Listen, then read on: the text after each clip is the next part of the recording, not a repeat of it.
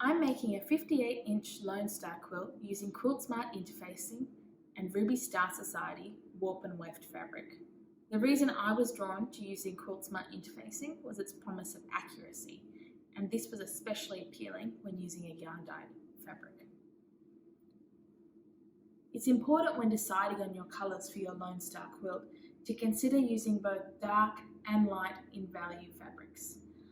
What I have here are the navy and the plum fabrics representing the dark sides, and the yellow and mauve being the lighter fabrics. By spreading these out throughout the star, it's going to get a really interesting unified finished result.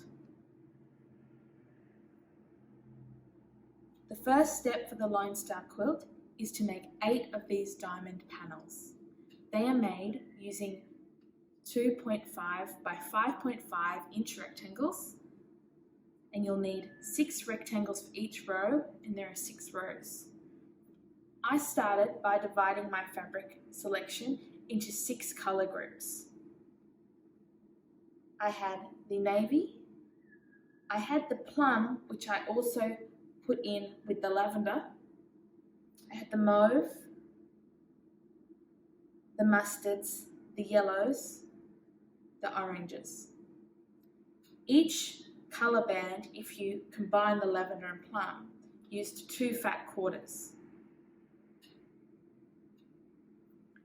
This means that I required 12 fat quarters for my Lone Star diamonds. As well as this, you'll need background fabrics, and I'll discuss with you how to accurately calculate what is required for each background section of your Lone Star later.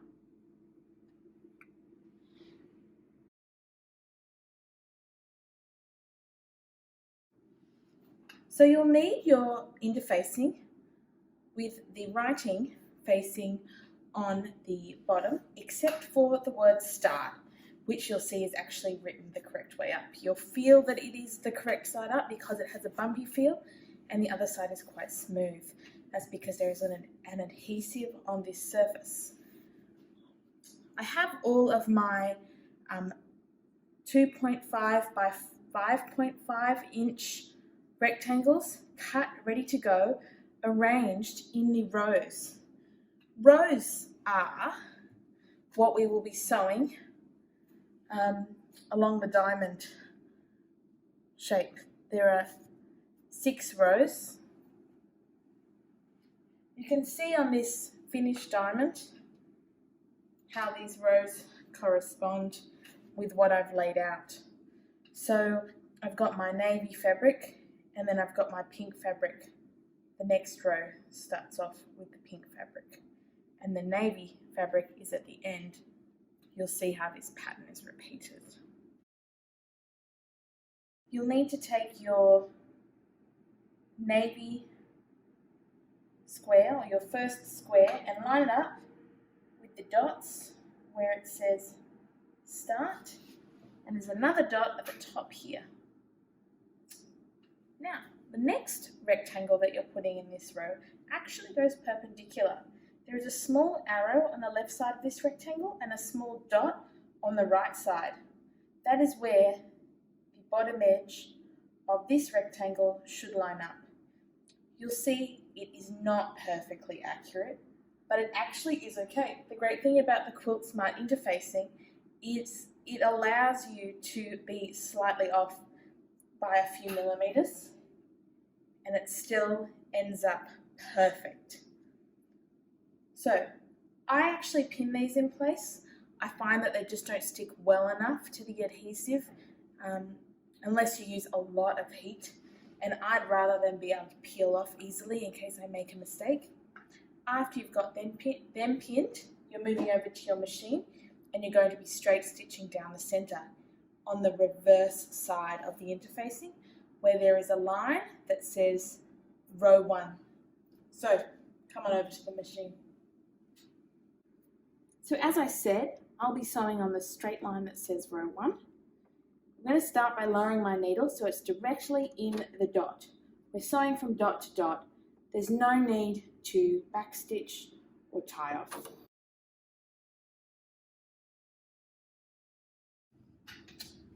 So after you've sewn along that line, you actually are turning back over, you're trimming off the seam allowance, and you're folding that square back up and giving it a light press or a roll. When you get to the end of the row, you are looking at applying your last rectangle exactly the same way as you applied the second rectangle, perpendicular to the ones that are already sewn down.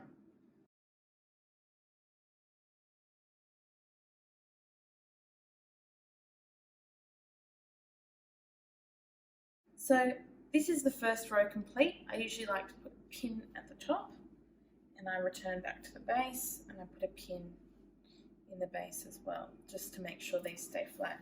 So what you're actually working towards is completing 6 of these rows. And then I will come back and show you what to do after you've sewn all 6 rows. So again, taking your first rectangle, which if it's patterned at the beginning, you want it to be the right side up. You're aligning that to the top dot of the seam where you're going to sew. And at the bottom, there is a point that the row begins, and that can be seen on the dotted lines. And you're going to place your second rectangle perpendicular to that, lining it up with the dot on the right side of the pink rectangle there and the arrow on the left side. So join me as I complete the last 5 rows of this Lone Star diamond.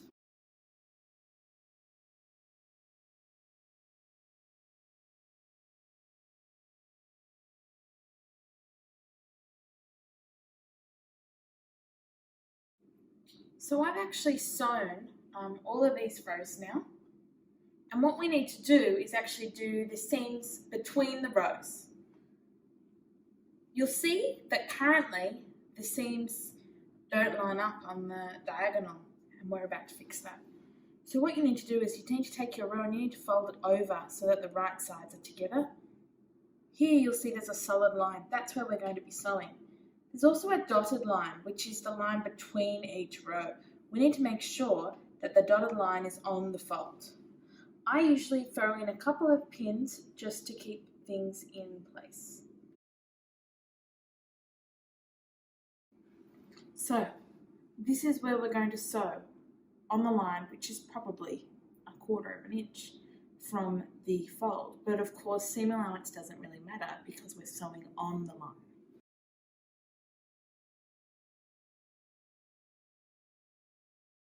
And as you'll see, these points now line up perfectly.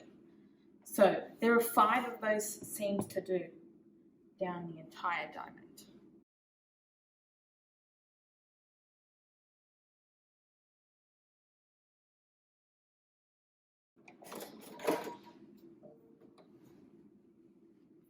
And that is all the sewing for this portion of the diamond done. The next step is just to simply press it so all the seams are going in one direction. Alrighty, what you're going to want to do now is, using your rotary cutter, trim on the dotted lines until you've trimmed down your your diamond, just like this.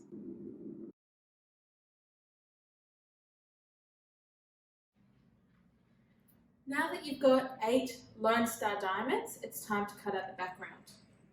You can do this 2 ways. You can cut out 4 squares in each size and then cut them into half square triangles, or you can cut out 8 triangles in each size.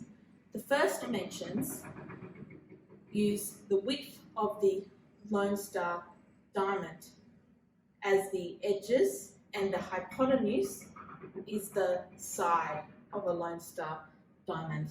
So the first square that you would cut out would be 12 3/4 inches and have a hypotenuse, when cut into a triangle, of 18 inches. This is based on the 58-inch Lone Star dimensions that I'm working with. The second dimensions are 18-inch sides, and the hypotenuse is 25.5 inches. As you can see, I'm lining up the stripes of my fabric with these diagonal seams of the Lone Star. I'm going to sew on the smaller triangle first. By doing that, you want the right sides together if that's relevant. Lining up the top points perfectly and allowing for a small overhang once pinned in the midsection of the Lone Star. As I've mentioned earlier, the nature of these yarn dye fabrics, especially the toweling that I'm using, does make it difficult to get things accurate, but on the opposite side of this, you'll see we've still got a printed seam guide that we can follow. So I'm going to step over to the machine and I'm going to sew this segment straight. So I've sewn straight down the printed line on the interfacing. I'll remove my pins because I actually sometimes allow myself to sew over them and cross my fingers. The needle does not hit them. Now I'm going to press the seam open. For the next triangle piece, I'm going to line up the outer edges, which will make the square, the edge square of the quilt. And you'll see that again, there is a slight overhang at the midsection of the Lone Star.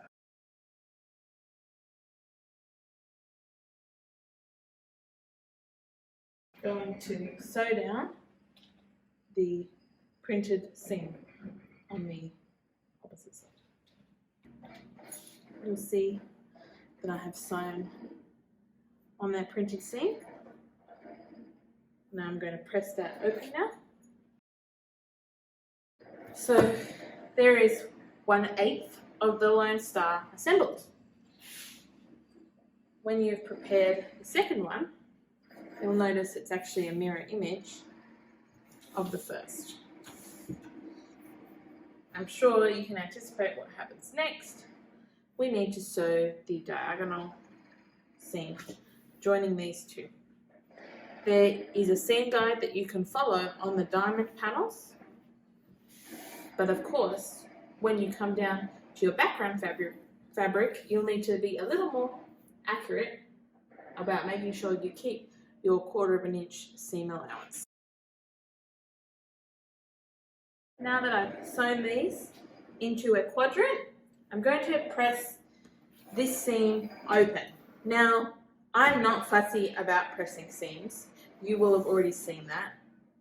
Ideally, you'd be pressing all of these seams open. And I'm going to go back and figure that out later.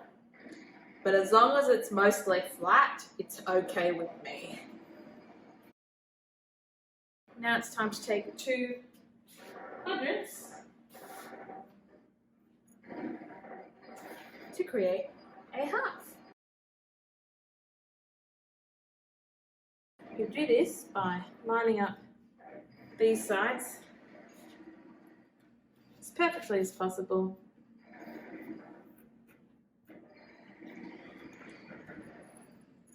Pinning them in place.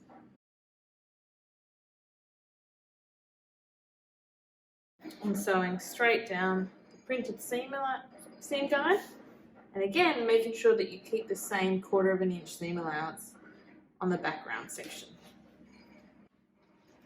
It's now time to sew these two halves together.